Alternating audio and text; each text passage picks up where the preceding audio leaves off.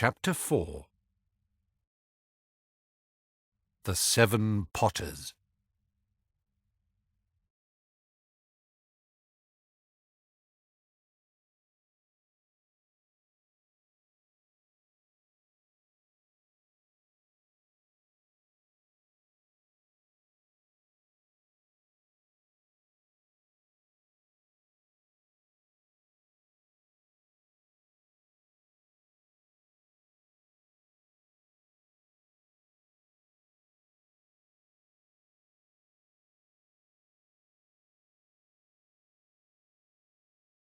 All right, Harry?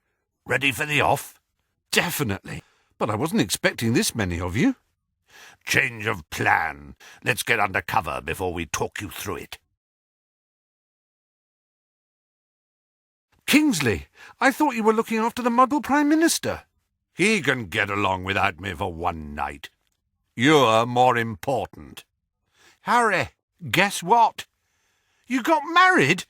I'm sorry you couldn't be there, Harry. It was very quiet. That's brilliant. Congrats. All right. We'll have time for a cosy catch-up later. As Daedalus probably told you, we had to abandon Plan A. Pious Thickness has gone over, which gives us a big problem. He's made it an imprisonable offence to connect this house to the Flu network, place a portkey here, or apparate in or out.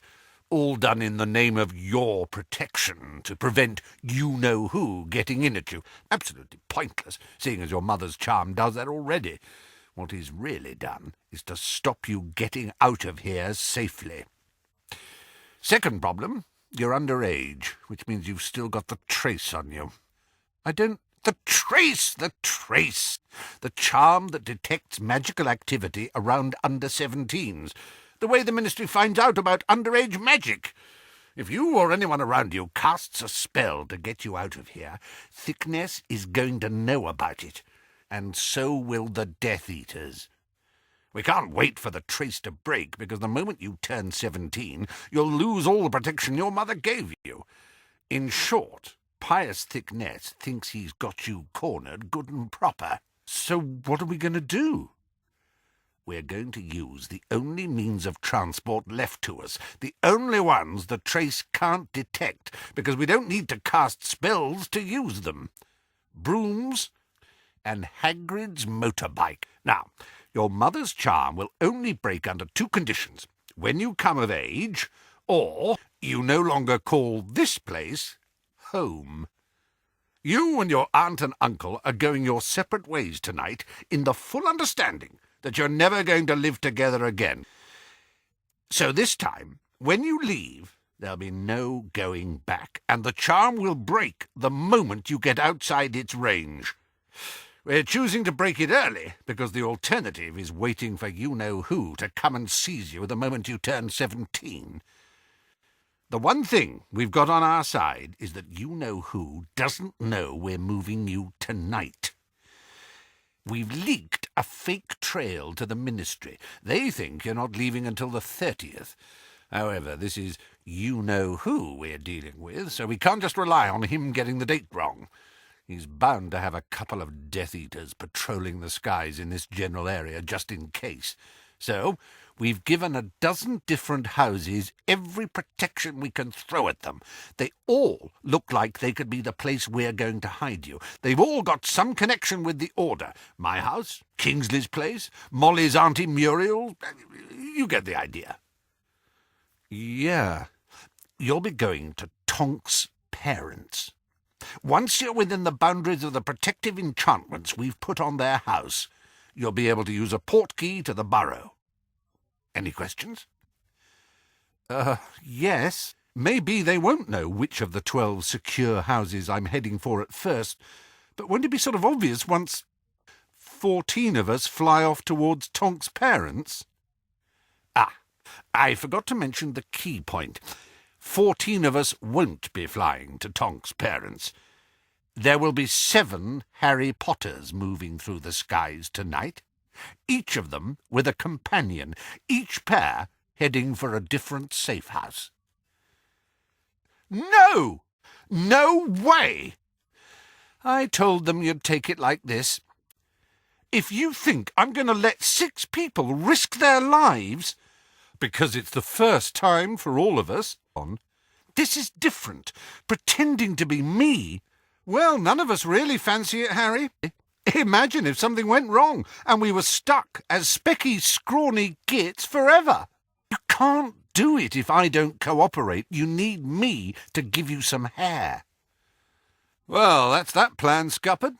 Obviously, there's no chance at all of us getting a bit of your hair unless you cooperate. Yeah, 13 of us against one bloke who's not allowed to use magic. We've got no chance. Funny. Really amusing. If it has to come to force, then it will.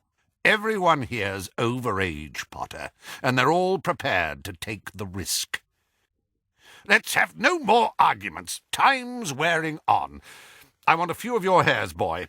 Now.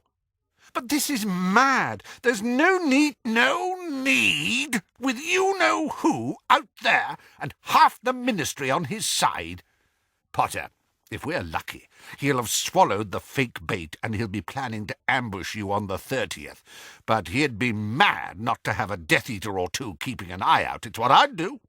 They might not be able to get at you or this house while your mother's charm holds, but it's about to break, and they know the rough position of the place.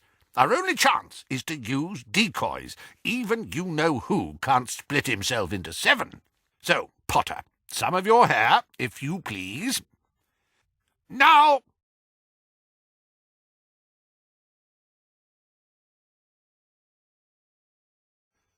I knew Ginny was lying about that tattoo.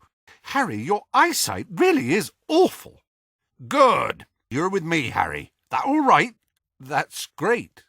All right, then. I make it 3 minutes until we're supposed to leave. No point locking the back door. It won't keep the Death Eaters out when they come looking. Come on.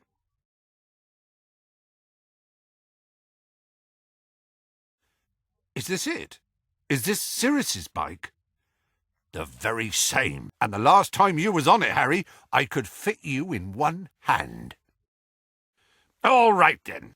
Everyone ready, please. I want us all to leave at exactly the same time, or the whole point of the diversion's lost. Hold tight now, Ron. Good luck, everyone. See you all in about an hour at the Burrow. On the count of 3. 1, 2, 3... No! No! Hagrid! We've got to go back! My job's to get you there safe, Harry! Expelliarmus! That's him! It's him! It's the real one! Harry! What's happened? Where have they gone? I don't know! We're nearly there, Harry! We've nearly made it! No!